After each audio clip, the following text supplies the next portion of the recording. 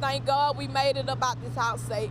Pamela Morris relives the trauma of waking up to find her grandmother's home on fire. We don't agree with putting her in nursing homes and anything. She and other members of the family take turns spending the night with the 72-year-old woman who suffers from severe Alzheimer's. She was hitting me on my arm, and she was like, y'all come put this file. Y'all come put this file, y'all. That's what she said. She believes it was God who got her grandmother to come wake her up. I got up, I went to the kitchen. It wasn't a fire in the kitchen. I went to the bathroom. That's when I seen everything just going up in smoke. Morris knew she had to get everyone out immediately in order to save their lives. And I got my son up and I got my nephew up, and we had to pull her up out the house because she didn't want to go up out the house. Within moments of first responders arriving at the scene, the fire went from just the back of the home to engulfing the entire structure. Firefighters struggled to keep up as the flames took over. And as dry as it is this time of year, once it got into the attic, it was just hardly no stopping it. Despite losing the house and everything in it, the family remains positive. Like, there's nothing could be saved in there. We're not worried about that because this material.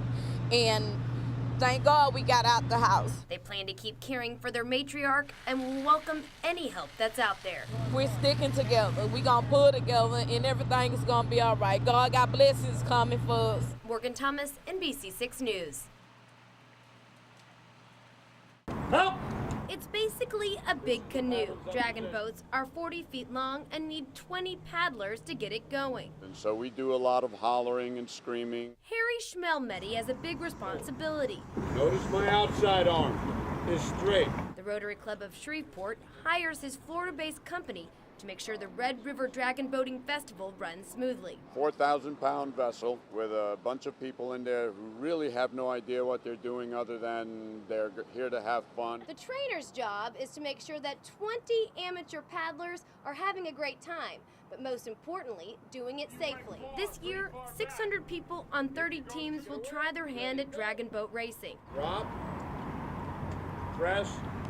Pull. Harry makes all of them attend practice before they race for real. The biggest problem we would have is around the abutments from the bridges. If the currents are strong and you don't get far enough away from them on the turn, you'll be pushed into them, the boats capsize, and you have people floundering in the river. Hoping that doesn't happen, festival co-chair Charlotta Nordyke is excited about the competition and the causes. The idea is that we take that money that we raise, we focus that money on children's social services. The last couple of years, we've raised around $25,000 that has gone into the community. Before the big race Saturday, trainer Harry has some final advice to his paddlers. Don't move around in the boat. Morgan Thomas, NBC6 News. When they get tired of resting on their cots, Dillard University evacuees are staying connected online through their cell phones. Facebook, Twitter, and Instagram, that also helps. So. We've been using apps, kind of like the Weather Channel app, or we've been conversing with other people via Facebook, Twitter. 150 students and staff on the New Orleans campus evacuated to Centenary College in Shreveport early Tuesday morning. Since then, they've had to watch Isaac's progress from afar. They keep canceling school.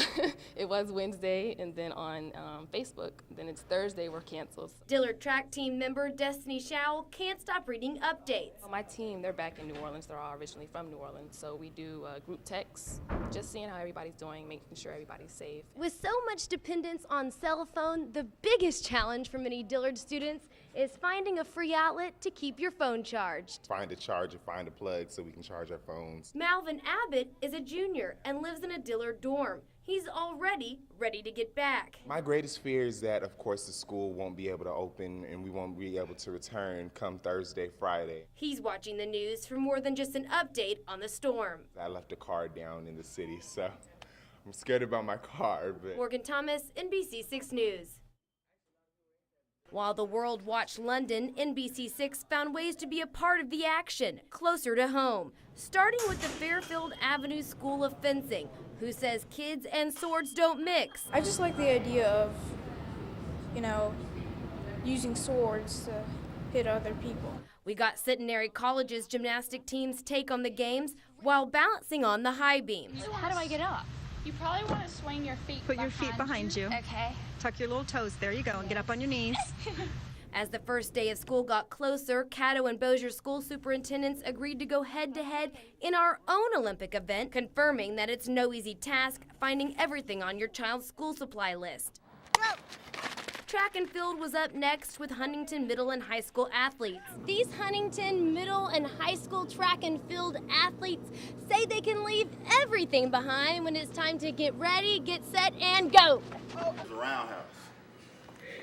Finally, it was time to box it out at Fitness World with local MMA instructors. Boxing doesn't have to be about just pounding another person. It can be about a great cardio workout between you and a punching bag. Will the last weekend of the summer games play out as exciting as the past 2 weeks? We'll just have to wait and see. Morgan Thomas, NBC6 News. It definitely feels like that. Dan, Leslie, thanks. Good morning. It is about that time, and we're going to give away this week's NBC6 Spirit Stick winner. And the crowd behind me shows you that why they are deserving our Week 5 title. We've got the band, the cheerleaders, crew, red jackets, football team.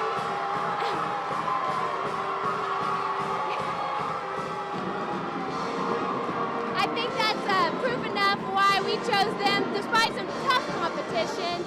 But before we give this stick away, we're going to go ahead and find out what's going on inside the walls of Houghton. This is Cole, Michaela, they're seniors. All right, Cole, I wanted to ask you, I know that you're involved with lots of school organizations. Tell me about those, what you're involved in, and how do you get other students to support things other than football? Yes, ma'am. I'm in Fellowship of Christian Athletes, Future Teachers Association, Red Jackets, and the crew. And every organization I'm in, we're full of spirit, and we keep the school together. Now, I know that the student section is, we saw a video from it earlier. Y'all are loud, y'all are crazy. What are some of the traditions that you guys want lower classmen to keep going on in the future? Yes, ma'am. Every time we score a touchdown, we run the flags. We want to get the pep rallies full of spirit, and we just want the school itself to have tons of spirit. And I think we can see that y'all are doing a great job. Michaela, I see that you're a cheerleader, but I know that both of you are members of the crew and the Red Jackets. What are these things, and how do they forward school spirit at Houghton? Okay. The Red Jackets are the leading organization at our school, and they work events and mentor students. And then the crew is our student section, and we go to every event, games, the soccer, the baseball, the football especially, all that. So you really are getting out and supporting everybody. That's great. Now tell me, cheerleaders, they lead the school when it comes to supporting each other. How do you get people to work together, making Houghton the best school it can be? I think that if one organization is excited and then it gets the next one excited, then we all are proud of each other, and then it comes together to make Buccaneer pride. All right, and so thank y'all both for giving me a look inside what's going on at Houghton High School. We're going to go ahead and give away the Week 5 title, NBC6 Spirit Stick. Congratulations, Houghton Buccaneers. There you go.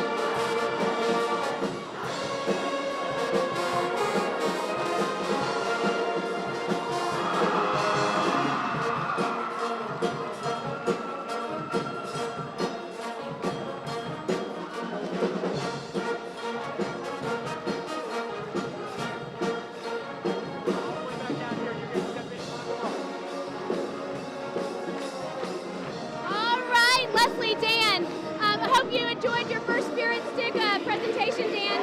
We're going to wrap this up here for now. Back to you guys in the studio. Go Buccaneers! Here in Shreveport, one woman's training these athletes as the coach of the Centenary College team. NBC6 reporter Morgan Thomas is live with us again from Jill's Gymnastics with more on this sport. Morgan. Good morning, Leslie. We have made our way over to the balance beam section of Jill's Gymnastics, and I'm here again with Jackie Fain, the coach of the Centenary College gymnastic team. Thanks so much for being with us. Yes. Thanks for bringing your ladies out this morning. When it comes to the balance beam, you know, what are you watching for? What do you coach your team of, and what are the things you look for? Well, on beam, obviously, the goal is to stay on the beam. And as you all know, the beam's only 4 inches wide, so that's quite a task when they're flipping with no hands and, you know, flipping backwards, flipping forwards. So we work really hard on confidence level and really believing in yourself when you're up on the beam, because if you have any doubt, you're coming off.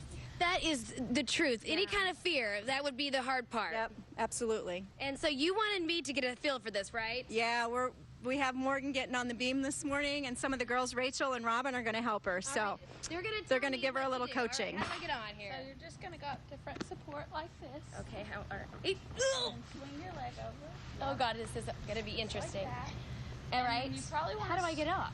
You probably want to swing your feet Put your feet behind you. Okay. Tuck your little toes. There you go. And get up on your knees. I was thinking so much bigger than this, actually. Like I was, 4 inches. All right. Oh, now I'm scared. No doubt, right? Okay. Got it? No, I got it. All right, so then now what? You're going to walk, Morgan. Just follow me. Doing this at my age compared to 5 is very different. Okay. Very good. Awesome. How about a turn? Yes. She just said, what about a turn? That's not going to happen. All right, and then what is your favorite part about the here, I'll take that. I'll just stand here. We'll do the interview up here. What's your favorite part about the beam? Being able to just balance on 4 inches. Not everybody has the confidence to do that. So just knowing that you can just go on and just flip on 4 inches. Just, yeah, all right. And they can y'all do flips on the beam, right?